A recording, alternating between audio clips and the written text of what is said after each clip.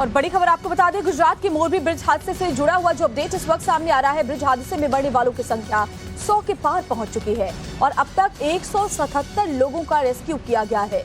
मरने वालों में ज्यादातर बच्चे और महिलाएं शामिल हैं। पूरी रात नदी में राहत और बचाव का काम चलता रहा। अभी भी तमाम टीमें वहां पर मौजूद हैं। एसडीआरएफ, एनडीआरएफ, साथ ही सेना की जो टीम है वो वहां पर मौजूद है। आज दिन भर इसी तरीके से रेस्क्यू का काम चलता रहेगा। मच्छू नदी में अब भी जिंदगी की तलाश की जा रही है, लेकिन सबसे बड़ा सवाल है कि आखिर कौन इतने बड़े हादसे का जिम्मेदार है।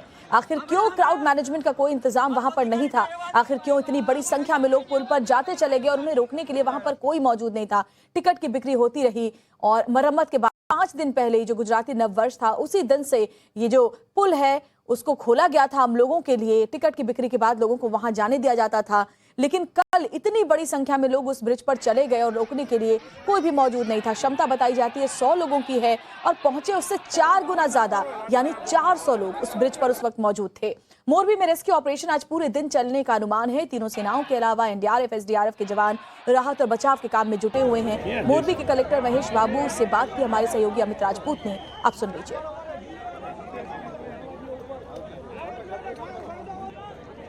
करेंगे राजकोट के जो जिला कलेक्टर हैं अरुण महेश बाबू सर से। सर, ये पूरा जो ऑपरेशन पूरी रात से चल रहा है, किस तरह से इस ऑपरेशन को अंजाम दिया जा रहा है, क्योंकि आप इसको पूरा लीड कर रहे हैं?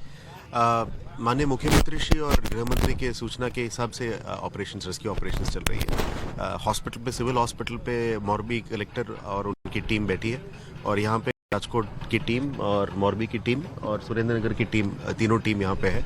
इसके अलावा Indian army, Indian navy, Indian air force की टीम्स, एनडीआरएफ की टीम्स और एसडीआरएफ की टीम्स भी तैनात है। फायर एंड रेस्क्यू की टीम और मोरबी की लोकल जनता, उनकी टीम्स भी अंदर अभी भी रेस्क्यू चल रही है। पूरे रात हम लोग यहाँ पे ही है और अभी भी रेस्क्यू चल रहा है। टीम्स लगभग 200 जवानों, पब्लिक सब मिलके रेस्क्यू ऑपरेशन चल रही है और रिकवरी भी कर रहे हैं बॉडीज की और जितने लोग बचा सकते हैं उनको भी बचा रहे हैं और पब्लिक की खूब सपोर्ट से काम चल रहा है अभी। देर रात से ये ऑपरेशन जारी रहा, कुछ दिक्कतें आई क्योंकि यहाँ पर कुछ हरी वनस्पतियाँ भी हैं, पानी भी काफ़ी ज़्यादा था। नहीं, अभी लोकल प्रशासन ने अभी ब्लास्टिंग करके पानी को निकाल रहे हैं। एडीएम साहब उसमें काम कर रहे हैं। पानी एक तरफ फ्लो हो रही है और एक तरफ रेस्क्यू ऑपरेशन भी चल रहा है और सारे आप देख सकते, अभी आप देख सकते कि सारे टीम्स, आर्मी से लेके फायर, एसडीआरएफ, सब लोग एक्टिव है। पुलिस की टीम भी काम कर रही है। आशा रखते हैं कि और जितने निकल पाएंगे निकलेंगे उसमें से। लगातार 1 मिनट का ब्रेक नहीं लिया है, कंटिन्यू सारी टीमें जो काम कर रही हैं। क्या जब ये रेस्क्यू ऑपरेशन कर रहे थे तो क्या कुछ दिक्कतें आ रही थी और 1 मिनट पानी भी अगर पीना हो तो उसका मौका नहीं मिला होगा? नहीं, बिल्कुल। जब माननीय मुख्यमंत्री और गृह मंत्री पे यहाँ पे है तो हमारी टीम को तो हम काम कर ही रहे हैं। उनकी सूचना से काम चल रही है और सारे लोग लगे हुए हैं काम में और जवानों को भी हम मानना पड़ेगा और पब्लिक को भी मानना पड़ेगा, खुद रेस्क्यू में लगे हुए हैं। तो आशा रखते हैं कि अभी भी जितने हो पाएगा रेस्क्यू करेंगे उनको मिलकर। सर, ये कब तक ऑपरेशन जो है वो जारी रहेगा? पूरे दिन चलेगा, अभी पूरे दिन चलेगा। अमित, सवाल तो ये है कि अब इस हादसे के बाद भले ही रेस्क्यू ऑपरेशन का काम चल रहा हो, लेकिन 100 से ज्यादा जिंदगियां इस हादसे का शिकार हो चुकी और अभी भी वहां पर अंदर लोग और दबे हो सकते हैं। सवाल सबसे बड़ा ये है अमित कि आखिर कौन जवाबदेह है इस पूरे हादसे के लिए, कौन जिम्मेदार है? 100 लोगों की क्षमता इस पुल पर जाने के लिए थी, 400 लोग वहां पर पहुंच गए और उन्हें रोकने वाला कोई वहां पर मौजूद नहीं था।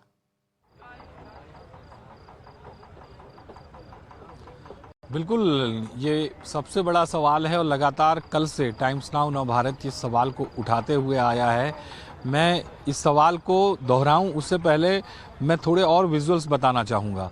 मेरे सहयोगी मौजूदान गढ़वी मेरे साथ हैं, वो अब थोड़ा सा उजाला हुआ है, थोड़े से और विजुअल्स यहाँ से नज़र आएंगे क्योंकि यहाँ पे आप देख सकते हैं सामने का वो हिस्सा जहाँ से लोग इस पुल पर इस तरफ आ रहे थे। ये दरबारगढ़ का इलाका है और सामने इंजीनियरिंग कॉलेज का इलाका है।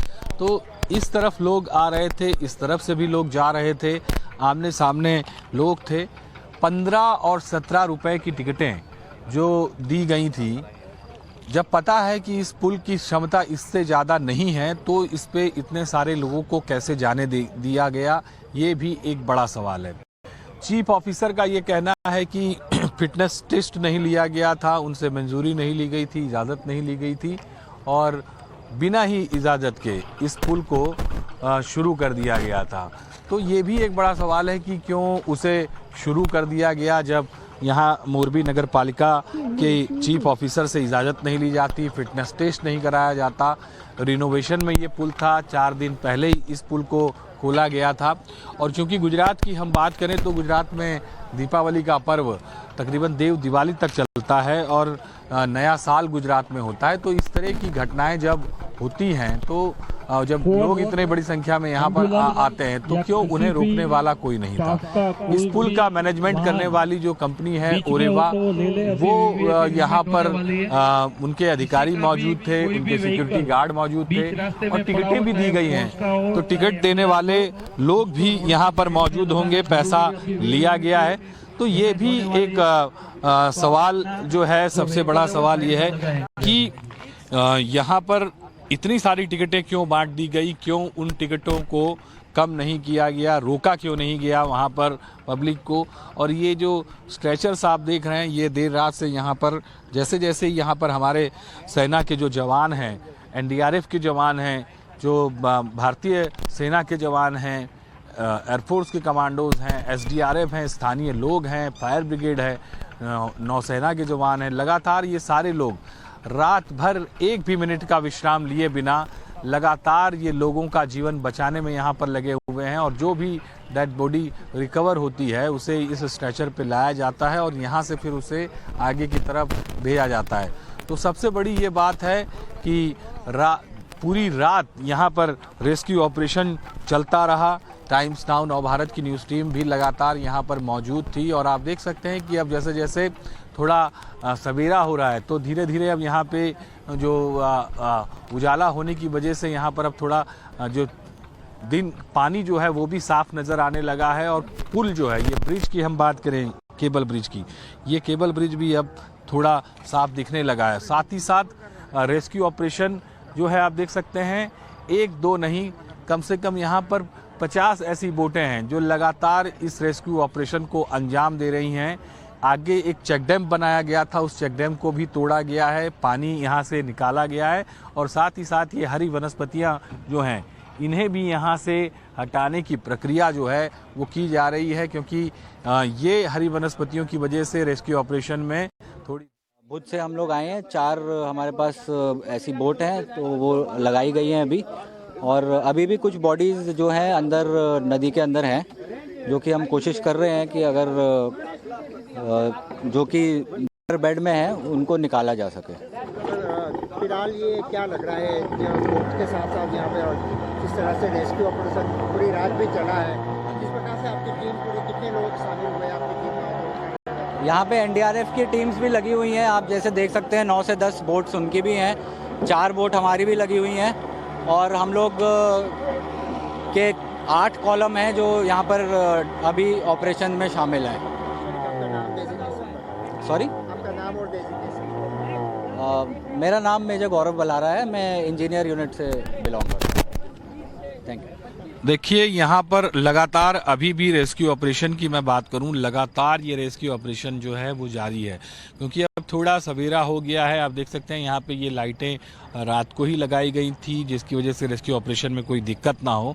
तो यहाँ पे आप देख सकते हैं कि अभी भी यहाँ पर रेस्क्यू ऑपरेशन जो है वो लगातार जारी है और साथ ही साथ ये हरी वनस्पति को हटाने के लिए यहाँ के स्थानीय लोग भी जो हैं गांव के, वो भी यहाँ पर मौजूद हैं, उस हरी वनस्पति को धकेल रहे हैं ताकि जो बोट हैं रेस्क्यू टीम की बोटें वो यहाँ पर आ सकें, यहाँ पर जो रेस्क्यू है उसमें कोई दिक्कत ना हो। और ये ऑपरेशन इस तरह से लगातार चल रहा है। देखिए ये सीधे विजुअल्स हैं, उस तरफ भी आप देखिए जिस तरफ का पूरा इलाका है, गश्त जो है एनडीआरएफ की तरफ से लगातार यहाँ पे की जा रही है। हर एक चीज़ें किसी भी तरह से कुछ छूट ना जाए, कोई रह ना जाए। और यहाँ पर ये सेना के जवान जो है भारतीय सेना के, वो लगातार यहाँ पर खड़े पैर यहाँ पर मौजूद हैं और लगातार सारी जो तस्वीरें हैं सामने आ रही हैं। धीरे धीरे सवेरा हो रहा है और ये कहा भी जा रहा है कि गृह मंत्री हर्ष संघवी कुछ देर में यहाँ पर आएंगे और यहाँ पर आने के बाद में वो बातचीत भी करेंगे। तो ये एक्सक्लूसिव तस्वीरें हैं। लौटूंगी आपके पास, आपके जरिए और भी तस्वीरें हम अपने दर्शकों तक पहुंचाएंगे और ये भी समझेंगे कि जो सूखा हुआ एरिया था, जैसे नदी के किनारों पर जो एरिया था, वहां पर भी ब्रिज के नीचे बहुत सारे लोग दबे हुए थे, क्या उन सभी का रेस्क्यू कर लिया गया है, ये भी